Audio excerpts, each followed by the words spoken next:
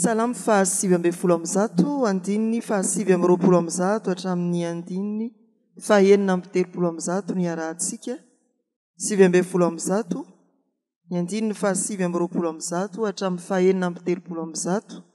Mitsangana ary hanome voninahitra an'Andriamanitra isika. Ho ny mpanao salamo amin'ny anaran'ny Tompo. Mahagaga ny teny vavolombelonao ka dia mitandrina azy ny fanahiko.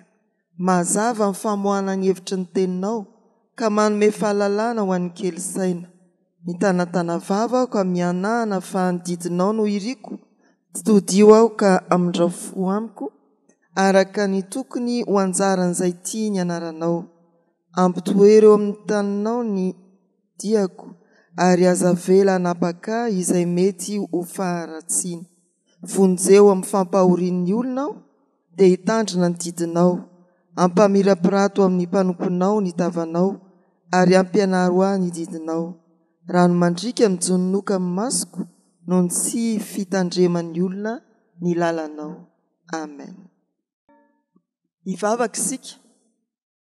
Endre ny fifalianay Andriamanitra fa mbola notaominao izahay ka voataona. Nosamborinao ka resinao dia tonga eto amin'izao fotoana izao.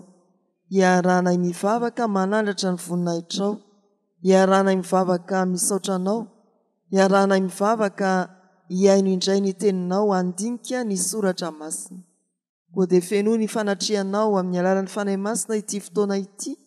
Ataovy tonga amin'ny fandrosoana amin'ny finoana izahay ary miaovao hatrany amin'ny fibebahana mba homendrika ny fiantsonao. Dia tsy ho fotoana very fotsiny izao fotoana izao Tompo, fa fotoana ahitanay koa ny voninahitrao. Amin'ny anaran'i Jesoa. Amen. Asan'ny apôstôly toko 7 ny andininy 17 hatramin'ny 120. Asan'ny apôstôly toko 7 andininy 17 hatramin'ny 120. Vakina amin'ny anaran'ny Tompo izany. Ary ankehitriny ry rahalahy, fantatro fa tamin'ny tsy fahalalana anaovanareo izany, tahaka ny mpanapaka anareo koa. Fa izany no nahatanteran'Andriamanitra ny zavatra nampilazain'ny mpaminany rehetra raha teo, ka fa hiaretany Kristiny. Koa mibebahy ianareo ka miverena aminona ny fahotanareo, mba ho avy izay andro famelombelomana avy amin'ny fanatrehan'ny Tompo, ary mba anirany ny Kristy voatendry ho anareo dia Jesoa. Ilay tsy maintsy ho raisin'ny lanitra mandra-piavy ny andro fampodiana ny zavatra rehetra, izay nampilazain'Andriamanitra ny mpaminany masina hatramin'ny voalohany indrindra. Amen. Ray masinao, manamasinana ny fahamarinana, ny teninao no fahamarinana. Amen. Mbola hivavaka isika. Indreto ny mpanomponao Andriamanitra, novorianao manoloana ny soratra masina. Fantatray fa te hampianatra ianao, te hampitombo anay ianao, anambara koa ny sitraponao mba ho fiainanay. Irao mandrakariva ny fanahy masina, mba hatanteraka ny sitraponao amin'izay ataon'ny fiangonana. Amin'ny anaran'i Jesoa Kristy. Amen.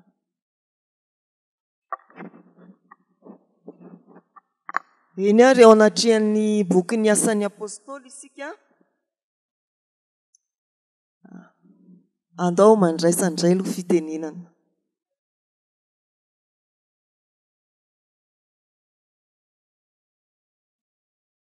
Soratan'ny Lioka. Amin'ilay hoe ilay boky voalohany soratako ho anao.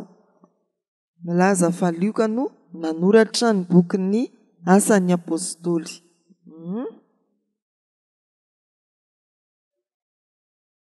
Boky tantara. Boky ny tantara.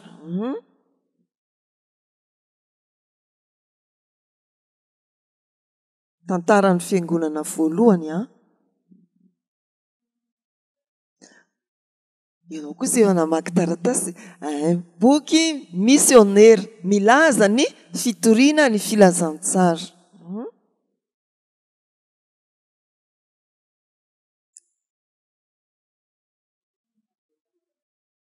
Boky manome lanja ny asan'ny fanahy masina.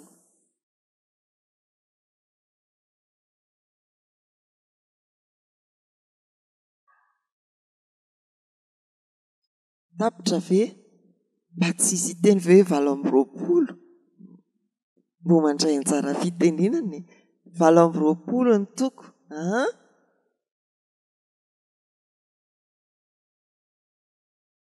milazandray ary andininy a tena hoe nanaitra anao na nisany taizany finoanao a ao amin'ity boky ny asan'ny apôstôly ity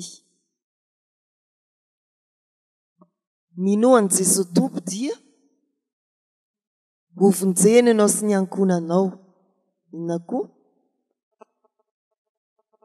azo hoe zareo reto ve tsy mpanao tafika masiny asan'ny apôstôly toko 1:25 zany tena fampahirezana lehibe zany azo hery ianareo amin'ny latsahan'ny fanahy masina anareo dia ho vavolombeloko Jerosalema Jodia Samaria hatrany amin'ny farany tany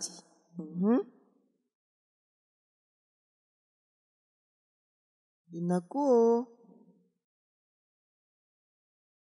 tsisy mihitsy zany andiny-tsoratra masina za daholo ny teny alizy teo nda hoaritsika nareo zany koa sotrany tsy niteny mihitsy androany afa-tsy lalaina riry dia totovony da hoaritsika efa nambarana mantsika teo fa ilioka no nanoratra ny boky ny asan'ny apôstôly ao amin'ny asan'ny apôstôly toko 1 ny 1 ry Teofilo ilay boky 1 soratako ho anao zay ny fanoloranao nosoratana izy tia tsy any aminatin'ny taratasitsika fa ny 7 hatramin'ny 7 taonany Kristy teo eo zany hoe efa tena rava ny tempoly miaina tanteraka ny fiainan'ny fiangonana voalohany ny fiangonana any heverina fa tany Roma no nanoratana ny boky ny asan'ny apôstôly ireo no zavatra hitantaratra atao anatin'ny boky ny asan'ny apôstôly ny boky ny asan'ny apôstôly dia azo lazaina hoe boky ny tantara satria mitantara ny fivoaran'ny fiangonana voalohany nanomboka teo amin'ny nanomezan'ny tompo ny fanahy masina hatrany amin'ny taran'ny fitoriana ny filazantsara hatrany Roma nentin'ny apôstôly Paoly teo anatrehan'ny amperora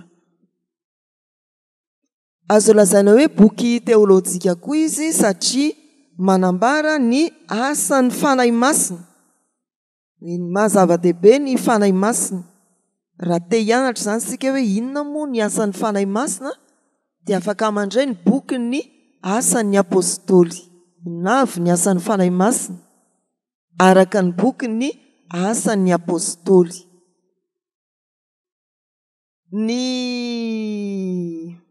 asan'ny apôstôly dia ataoko hoe boky misionera satria mitantara ny fizotra ny asa fitoriana ny filazantsara voalohany tamin'ny andron'ny apôstôly ary farany milaza koa ny fandaminana sy ny firafitry ny fiangonana tamin'izany izy raha nataony hoe nofidiana ny dekona dia napetraka tsara ny rafitry ny fiangonana hoe anjara ny apôstôly ny tandrina latabatra sy mampianatra fa anjara n'ireo dekona kosa ny mitantana ny vahoakan'Andriamanitra amin'ny fitsinjovana azy ireo eo amin'ny fiainany andavanandro rafitry ny fiangonana tany zany ny ainga ny visin'ny rafitry ny fiangonana iza no manao inona ao amin'ny fiangonana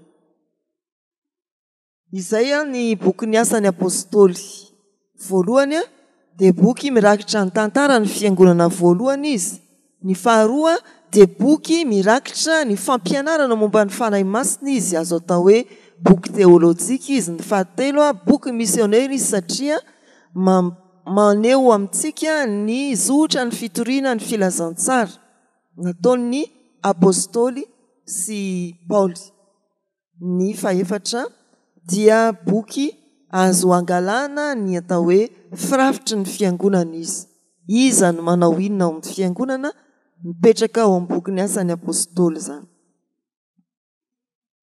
ny tanjon'ny boky ny asan'ny apôstôly nisy teboka 5 reo zay nentina amintsika. Inona ny tanjon'ny boky ny asan'ny apôstôly? Voalohany dia filazana ny fitohizan'ny asan'i Jesosy Kristy amin'ny alalan'ny fanahy masina.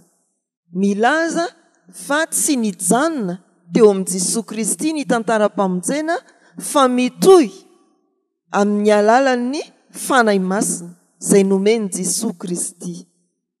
Manambara ny fitohizan'ny asan'i Kristy amin'ny alalan'ny fanahy masina ny boky ny asan'ny apôstôly.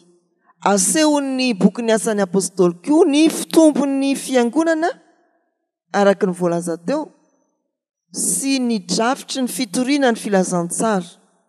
Miainga tao Jerosalema aloha nakao Jodia, Samaria hatramin'ny farany tany. Da hitantsika eo ny fintina ny amin'izany.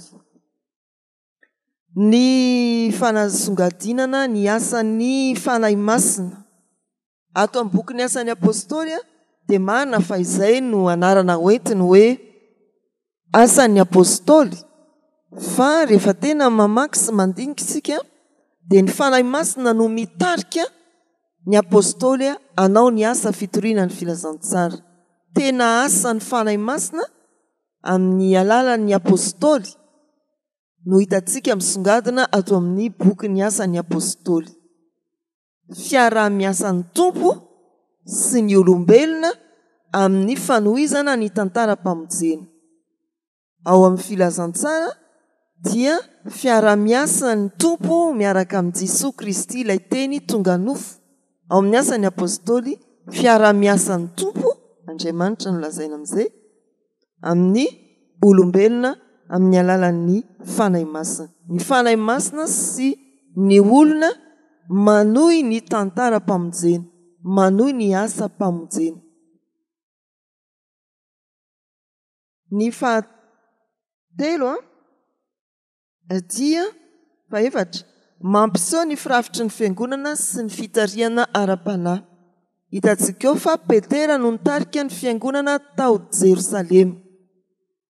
Ao amin'ny asan'ny apôstôly 10 dia Jakoba ilay rahalahin'i Jesosy fa tsy ny apôstôly tratra izy taty aoriana ny nitsanganan'i Jesosy tamin'ny maty vao niova fo ary dia tonga mpitarika ny jiosy kristianina.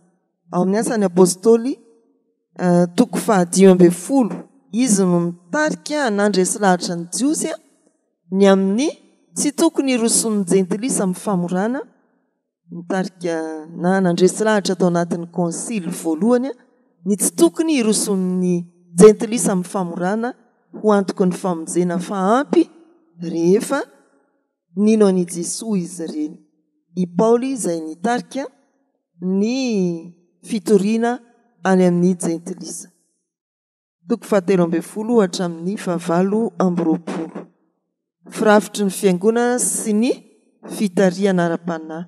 Niainga tao Jerosalema tamin'ny alalan'ny Petera dia nifantohana kokoa ny jiosy tamin'ny alalan'ny Jakoba ary nitatra ny fitoriana tamin'ny alalan'ny Paoly hatrany amin'ny fanjakana Romanina.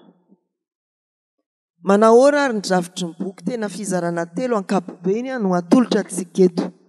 Fizarana telo ankapoben'ny boky dia ny fiangonana tao Jerosalema, ny asa fitoriana tao Jerosalema, toko voalohany hatramin'ny toko 7. Ao ny fifidianana dekona, ao ny fisian'ny fahafatesana martiora ny Stefanina. Rehefa avy eo dia nitatra nakany Samaria, tantarany inony ty le nisy lamba be avy any ambony dia iza le jentilisa voatonontonona tao? Kornelio, le nofon'ny Petera hoe nilatsaka daholo ny karazam-biby rehetra. Inona ny dikan'ny nofo izay efa nodiovina dia andro. Izany hoe tsy natao an'ny jiosy ihany ny teny fikasana fa mihitatra amin'ny jentilisa koa ndana makany amin'ny Kornelio. Avy eo dia ny fitoriana nataon'ny Paoly efa voalaza teo. Taoriana ny fiovampo izay ao anatin'ny fizarana faharoa hitantsika eo. Fiovampon'ny Paoly ny fiantsoan'Andriamanitra azy dia nanomboka ny asa fitoriana ny filazantsara izy ao amin'ny toko 17 hatramin'ny toko 20. Nozaraina amintsika eo ny 10 misionera voalohany ao amin'ny asan'ny apôstôly toko 17 hatramin'ny 14. Ny asan'ny apôstôly toko 10 moa ilay fiverenan'ny Paoly avy any amin'ny jentilisa nitondra ny foto-kevitra ny amin'ny famorana. Dia ny 10 misionera faharoa sy fahatelo ao anatin'ny asan'ny apôstôly 12.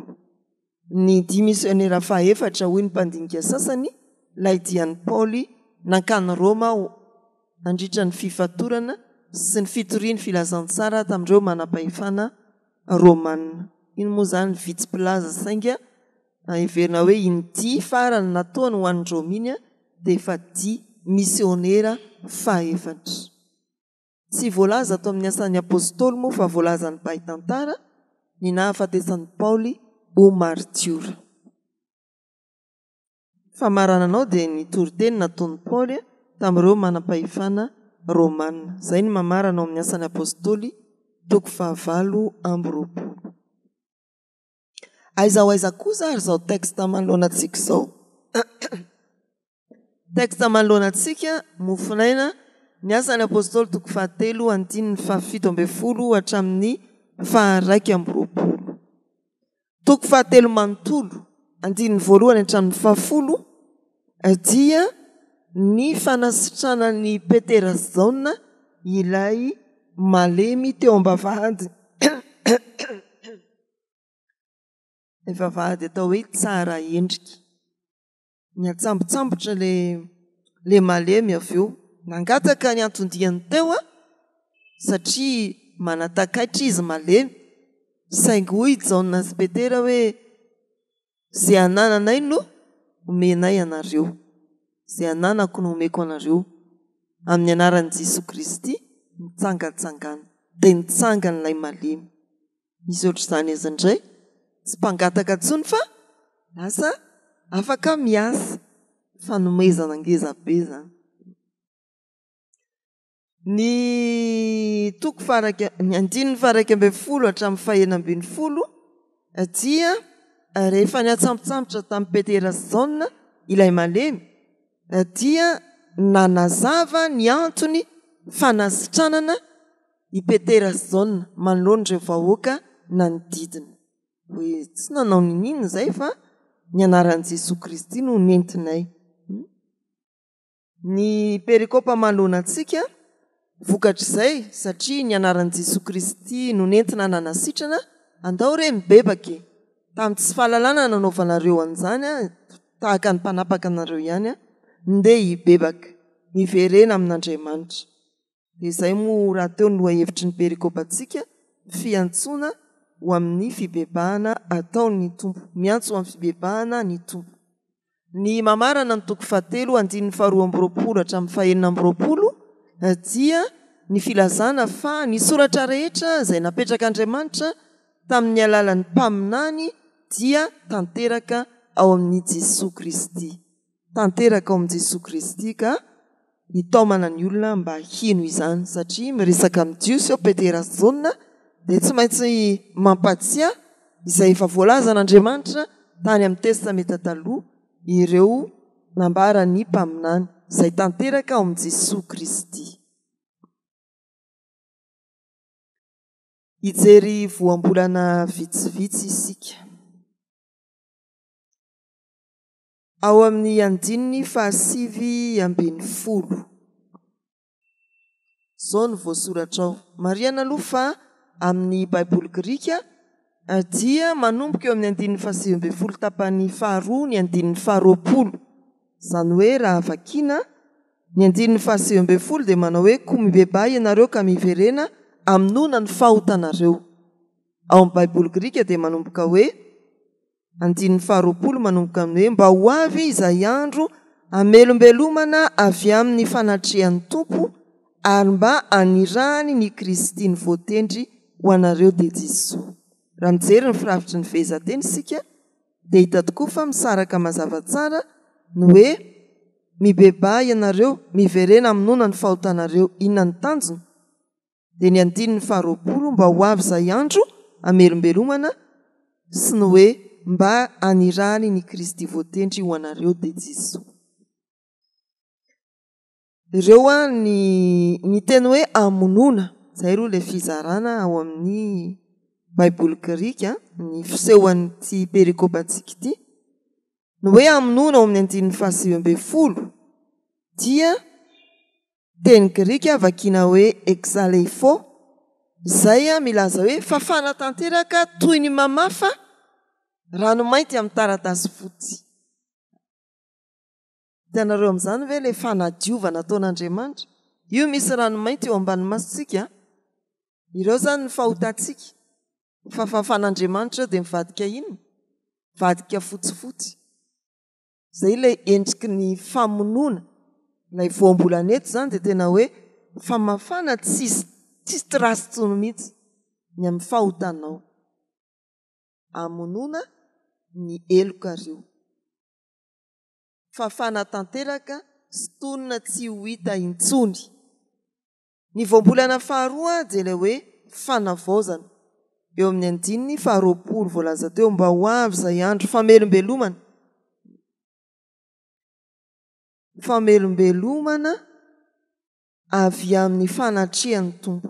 Ilay famelombelomana atao hoe fanavaozana anam-pisokisy izany hoe tena fiainana vaovao. Pisoke moa izany ohatran'ny hoe fanahy fa rivotra tena ho avy ny fanomezana fiainana vaovao mahazo aina vaovao ohatran'ny hoe tany ay teo dia iny fa avy ny orana dia velombolo na ny zava-maniry na isika olombelona misy aina vaovao rivotra vaovao iainana indray. Fa eo amin'ny andininy fa 1:20 izay tsy eo amin'ny taratasitsika azafady dia misy hoe fampodiana andro fampodiana voambolana hoe fampodiana dia lazaina hoe apokatastazis hoe fananganana indray famerenana amin'ny laoniny na zavatra ny daraboka dia ajoro indray toy ny hoe trano rava dia atsangana indray. Dia milaza indrindra ny hevitry ny fitsangana ny tena maty io tovitovy fototra ao ihany moa izany ry zareo ireo tenindreo na stazisy ny fananganana amin'ny maty dia ny hoe famerenan'Andriamanitra amin'ny laoniny mety azo afaka manao dingan-davy isika dia hoe ny fisiany lanitra vaovao tany vaovao honenan'ny olona vaovao. Ampody ny zavatra amin'ny laoniny indray amerina hanangana indray Andriamanitra fametrahana ny fanjakan'Andriamanitra tanteraka.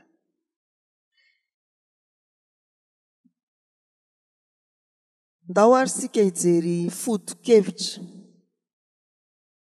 Misy foto-kevitra 5 ireo izay nentina amintsika. Voalohany ny filazana hoe tamin'ny tsy fahalalana indininy fa 17 vakiana amin'ny anaran'ny Tompo ary ankehitriny ny rahalahy fantatro fa tamin'ny tsy fahalalana nanaovanareo izany tahaka ny mpanapaka anareo koa. Ny famindrampon'Andriamanitra dia milaza amin'ny mpanota mialoha ny andrenesany filazantsara fa amin'ny tsy fahalalana no nanotana. Ity moa izany ilay amin'ny tsy fahalalana no nanomboana an'i Jesoa teo amin'ny hazo fijaliana. Fa rehefa toriana ny filazantsara izay toriana dia tsy milaza hoe tonga hanameloka, tonga hitsara ka hanameloka na tonga hanaratsy ny filazantsara fa tonga kosa hampafantatra ny fahotana ka hitaona ny olona hibebaka. Izao mety tsy fantatrareo hoe mpanotinareo fa ny filazantsara dia mampafantatra hoe mpanoty ianareo. tamin'ny tsy fahalalana no nanaovanareo an'ireny ditra sy ny zavatra rehetra nandika ny sitrapon'Andriamanitra ireny a fa izao dia ampahafantarana fa diso nareo tamin'ireny.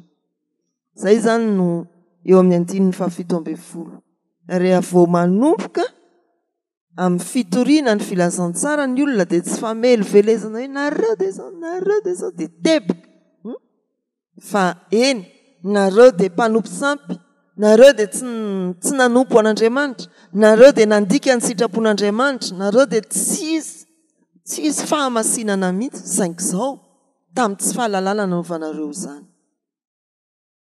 Eny manokatra ny fo sy ny sain'ny mpanota mba heritreritra ny tsy fahatanterahany, tsy fametrahana fahadisoana. Ay, tsy fantatrareo re, tena tsy fantatrareo fa zao ampahafantarana anareo hoe nanotinareo.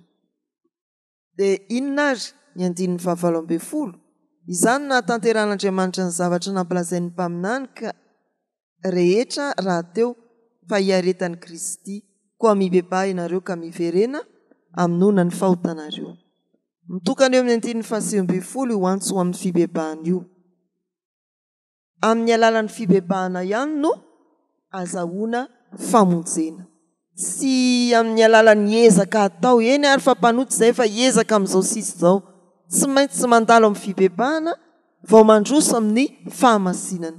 Tsy vita ny herin-tenan'olombelona ny fiovana ho amin'ny fiainana vaovao na ho amin'ny fahatsarana kokoa noho ny tamin'ny lasa na amin'ny fandaozana ny zavatra tsy netiteny aloha fa manampy Andriamanitra amin'ny alalan'ny antso amin'ny fibebahana ahafahan'ny olona miverina amin'Andriamanitra.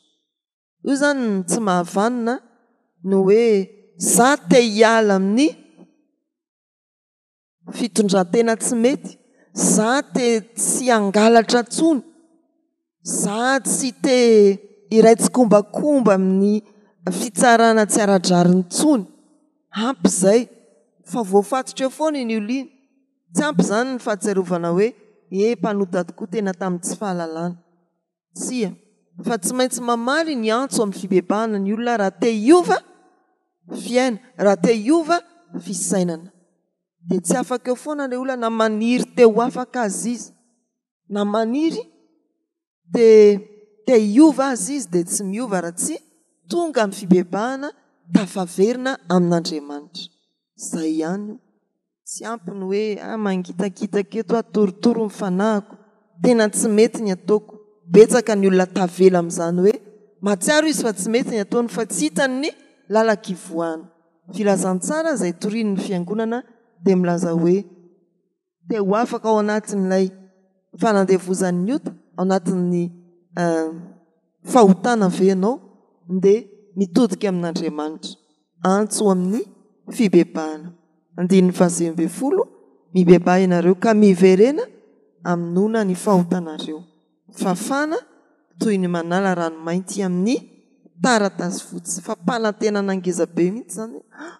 Raha izay olona efa matoko izay dia mbola voavela ihany ve a? Tena lazao fa ny famelan-keloko atolotr'Andriamanitra dia toy ny manala ranomainty eo amin'ny taratasy fotsy. Voavela ianao. Na karaktera gras io na inona io na inona, voavela ianao. Esorin'Andriamanitra iny fafana ohatrany tsy teo. Fa mpanantenana angezabe zany. Ny fahatelo dia ilay fisiny ny fanavaozana avy amin'ny tompo. Ilay nilazaina tamintsika teo hoe ny fanambaran'ny mpaminany ny fandimby dia tanteraka ao amin'i Jesosy Kristy ilay hitondra ny fanjakan'Andriamanitra, tany vaovao, lanitra vaovao, olona vaovao. Ny tany sy ny lanitra ny tontolo atsangana indray, ny olombelona tonga olom-baovao. Ireo indray no manohy ny tantaran'ny famonjena. Mbola miandry ny fahatanterahana izany sika. Efa nambaran'ny mpaminany izany ary mbola notoriana eto amin'ity asan'ny apôstôly toko 7 ity, mbola toriany ny fiangonana mandraka ankehitriny.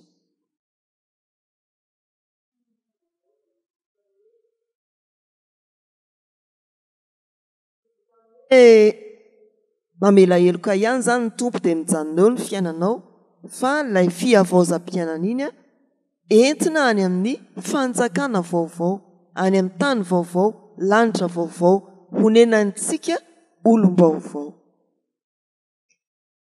Dia fintina ihany ny faefatra hoe amin'ny ankapobeny ny asan'ny apôstôly 7:17 hatramin'ny 1:20 dia mampifandray ny fahafatesan'ny Kristy hatramin'ny fananganana ny fanjakany maharitra mandrakizay. Fitoriana ny filazantsara dia manomboka amin'ny fampahafantarana ny olona ny mahampanota azy, fitaomana azy iverina amin'Andriamanitra hatramin'ny fanambarana ny fisian'ny fiainana mandrakizay. Tsy hoe tavaverina amin'Andriamanitra ny olona, torianan'izany ny olona izay ilay filazantsara, tsia, fa tavaverina amin'Andriamanitra izy ka hanana fiainana mandrakizay. Nyainga tamin'ny mahampanota azy ny olona, raha toriana ny filazantsara, ampahafantarana ny mahampanota azy, tao amin'izy iverina amin'Andriamanitra amin'ny alalan'i Jesosy Kristy, iaina ny fiainan'ny baovao dia ny etỳ an-tany fiainam-pahamasinana ary anantena ny fiainana mandrakizay fanjakan'Andriamanitra tanteraka ao amin'i Jesosy Kristy. Ny asan'ny apôstôly moriavana dia ny fitoriana ny filazantsara. Izany nahatonga ny hirantsika manodidina ny fitoriana ny filazantsara avokoa. Ary izay ny hoe ny votoatin-kafatry ny fitoriana ny filazantsara dia fampahafantarana ny olona ny mahampanota azy, fitaomana azy iverina amin'Andriamanitra na hibebaka, ary ny filazana ny amin'ny fandraisany ny famonjena fidirany amin'ny fiainam-pahamasina ny fiainam-baovao sy ny fanantenana ny fahatanterahana ho amin'ny fiainana mandrakizay. Ilay fiainam-pahamasina ny fiainam-baovao iainana dian'izao ho tonga amin'ny fahatanterahana ny fiainana mandrakizay ao amin'ny fanjakan'Andriamanitra, lanitra vaovao, tany vaovao, araka ny ambaran'ny mpaminany asan'ny apôstôly 7:20 sy ny 1:20. Mba anirahany Kristy voatendry ho anareo dia Jesosy, ilay tsy maintsy ho raisin'ny lanitra mandra-piavy ny andro ampodiana ny zavatra rehetra, izay nampilazain'Andriamanitra amin'ny mpaminany hatramin'ny voalohany indrindra. Mpaminany masina hatramin'ny voalohany indrindra. Hatreto ny fotoanantsika tamin'ity zoma ity. Raha misy manana fanamariana sika dia izao no ahafahantsika mandray anjara fitenenana. Mbola voasifefana izao. Misotra to. Ity zany ny atao hoe tafika masina vakilay moa zany ny ataon'ny Petera eto amin'ny asan'ny apôstôly. Fa misy koa izay mety hoe iainantsika ankehitriny, io ilay ataontsika atao am-piangonana io. Ireo nge efa mahalala daholo, fa toriana foana ihany ny fibebahana. Ahoana ny toriana amin'ny fibebahana dia averina foana ny hoe iny ilay Hebreo 9 tamin'ny talata iny. Toriana foana ny fibebahana. Fibebahana dia ny fitoriana miantso amin'ny fibebahana dia manomboka eo amin'ny toritenin'i Kristy ao Marka 2:20 hatramin'ny Apokalipsy. Toriana foana ny fiantsoana ny olona hiverina amin'Andriamanitra. Na efa nahalala izy, na tao anatin'ny fahalalana izy, nefa nini hoy ianao, dia iny ilay tadidinao teo ianao tamin'ny talata, ny Hebreo 4. Izay ilay hoe mini. Izay. Dia nisan'ilay Matthieu 12 ngamba ilay nitenenina hoe izay mihitsy ilay hoe mini. Rehefa fanahinina izy dia misy foana ny fiantsony. Fa anjaran'ny olona hoe iny indray izy rehefa avy eo, tsy hoe nini nanota fotsiny fa nini tsy rarahany Jesosy. Dia ao amin'ny liturjia FJKM, raha manaraka tonom-bavaka anankiray momba ny fibebahana isika, jereo kely raha manana liturjia na afaka mindrana liturjia, tonom-bavaka fibebahana anankiray ao dia manao hoe ny ota fanahinina na tsy tsaronay velively. Izany hoe fampianarana réformé mihitsy zany hoe misy amintsika ireo ne nanao fanahinina ohatran'ilay mpangalatra hoe sady mivavaka no hoe sady haka Jesosy no mangata-pamelana.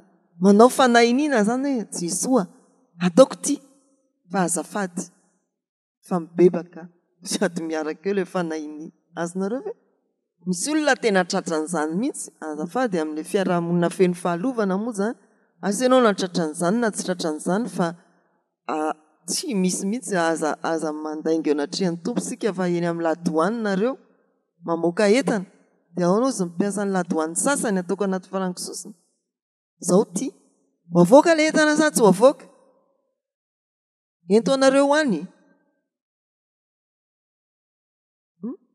fa kristianina reny olona reny nanao fanahin'iny izy zany sa ahoana laorangafa tena tsy maintsy zay zany dia ahoana nefany kolokolone zany ka tsy tafavoaka zany kary zalahy ohatrany tsy mety mihitsy ahoana zany mbola misy antso ho amin'ny fibebana tsy izany akory ny anaovana hoe andana miditra amin'ny kolikoly fa anao e mahereza mivavaka dia manaova atsy ianao hoe manaova mafilo fa mivere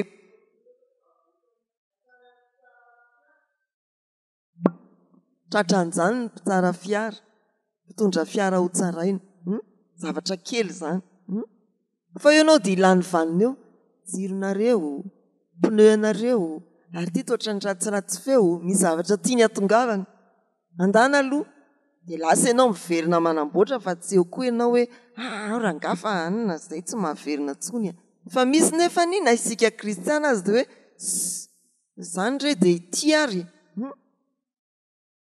dia laza zavatra aminareo ohatra ny somary nenasika moa zany ny komuna amin'ilay fijanonana amin'ny nalan'ny mpandeha tongotra trottoir ho nareo zanaky ny vazaha nisy toerana anankiray nandihananay dia napetraka ilay tompona ndraikitra io toerana io teo amin'ny trottoir le fiara janona eo izy fa tsy maninona orinasa ara-dalàna le nandihananay dia tamy amin'izay ary ty ino ty izy teo ty le mpiasan'ny commune azafady tsy azo ijanona ny trottoir ka izy ange namelanay hijanona eto e dia ozy le nametraka anay teo amboary fotsiny ny rangahy izy amboary nahoana hoa amboary fotsiny ny rangahy izy dia inona ary ty fa fantatra ny dikany amboarina dia navoakako ny telefoniko dia motsarina alaiko sary zany le olona dia tonga dia izy andao mandehany andao mandehany misy fomba hahafahantsika miala amin'ny zavatra tahaka izany dia ranomarina zany izy anydiso samy diso zay le tompona ndraikitra zay kosa nanaiko moramora teo hoe mipetraha eo dia mipetraka zany zay zay nefa efa zatra nyty le baranahany moa dia mipetraka amin'ny trottoir moka efa miova zany ny fandaninana dia tratra teo zay raha ny tokony ho izy zany tokony le olona anankiroa kosa ny fampirarao zary seny nametraka azy teo fa azafady fa le olona mpanjifanao ampidirinao amin'ny kizo ampidriny tiako lazaina dia hoe tena masahy mijoro e amin'izay farany azontsika atao fahitany tompo foana ny ezaka ataontsika sanatria amin'ny tsy azo anoharana anontany io ny tompo inona zany ny atao ry Jesosy aza mitsahatra manontany ny tompo zay ny valiteny Alisy hoe misy fanahiny jereo zay boky liturgie zay dia misy tonombavaka an'izay mihitsy ho atsika fiangonana réformé zany hoe ny teolojia atsika dia milaza fa misy taona ohatra ny fanahinitsika zany le zavatra tsy mety fa misy koa tena tsy tsaroantsika velively ary ireo olona be dia be mivavaka atao am-piangonandreo misy tratran'le ka anankiray hoe tamin'ny fanahinina na tsy tsaroanay velively misy tratran'le fanahinina azonareo ve fa mbola andro ny famindram-po averiko tsy izany no milaza hoe mandana daholo manao fanahinina manota manomboka androany na ianao ary ve tsy ho sahirana ataonao fanahinina daholo ty zavatra rehetra ty fa ny asan'ny fanahy masina atsika dia mampahiry atsika andaza rehetra mety ho ota ny amin'izay efa nandraisantsika ny Jesosy Kristy raha teo dia hery ho antsika ny fisiny ao anatintsika hatreo ary ny fotoanantsika hivavaka isika dia isaorana ianao Andriamanitra ny amin'ny fotoana nahafahanay niompona tamin'ny fandinihana ny soratra masina araka ny asan'ny apôstôly toko fahatelo andininy fahafito amby folo hatramin'ny faharaiky amby roapolo mampatsia fa malona ny olona izay nanao fahadisoana dia anjara ny mpitoro ny filazantsara ny mampahafantatr' azy ny fahadisoana vitany kanefa tsy ampijanona azy ao anatin'ny fangorakoram-po fotsiny fa hitaona azy hiverina amin'Andriamanitra anilala kivoahana no ny fahasoavan'Andriamanitra handray famelan-keloka faly koa izay afaka izara amin'ny hafa izay irenay teto fa hay ny famelan-keloka atolotra ao dia toy ny fanesorana ny ranomainty amin'ny taratasy fotsy ka mamerina milohan'ny fiainan'ny olona anankiray fiainana madio feny fahamasinana mizotra amin'ny fahatanterahan'ny famonjena ho amin'ny fanjakanao mandrakizay dia ataovy mpitoro ny filazantsara tena tsy mierikerika izahay fa mahatoky amin'izay teny aniranao anay hambara amin'ny hafa mba ho izan'izay mpiantso amin'ny fibebahana tahaka anao izay Jesoa tahaka andry Petera araka ny asan'ny apôstôly dia velombelomy izahay meo aina vaovao avereno amin'ny laony ny fiainanay raha nisy ota sasa vitanay na tsy tsaronay velively teo anatrianao makivaky ny tontolo andro ry tompo dia toany mba havita tsara ny asa ho vavolombelonao amin'ny teny izahay ho vavolombelonao amin'izay rehetra atao eny andray fitahiana avy amin'ny ezaka ataonay koa ka tsy ary fa fahasoavana avy aminao no hahavelomanay dia io ny firenenay tompo ho jerenao ireo manarina ny simba vokatry ny ranobe vokatry ny fahavakisany fefoloa ireo very fananana tao anatin'izany dia hitodika sy hiverina aminao ary hafantatra fa ratsy mibebaka dia mety ho ringana koa ry tompo Andriamanitra eo ampaherezo ny fiangonana mba mpanakoako ny filazantsaranao manambara ny fahotan'ny olona mitaona azy hibebaka mampanantena koa ny famonjena sy ny fiainana mandrakizay atambatray ny vavakay amin'ny anampianarin'i Jesoa manao hoe rainay izay ny an-danitra ho amasinina ane ny anaranao ho tonga ane ny fanjakanao atao ane ny sitraponao ety an-tany ho tahaka ny an-danitra meo anay an'io izay anasahazao anay ary mamelany elokay tahaka ny namelanay izay meloka taminay aza mitondra anay amin'ny fakapanahy manafahanay amin'ny ratsy anao ny fanjakana sy ny hery ary ny voninahitra mandrakizay amen raisoa amin'ny finoana ho tanteraka aminareo ny tsodranotononona amin'ny anaran'ny tompo Andriamanitra ny fiadanana amasina anareo samy ho tanteraka dia aoka arovana avokoa ny fanahinareo sy ny anareo ary ny tenanareo ho tanteraka tsy anatsiny mandra-piavin' Jesoa Kristy tompontsika mahatoky izay ny antso anareo izy no hanevo izany amen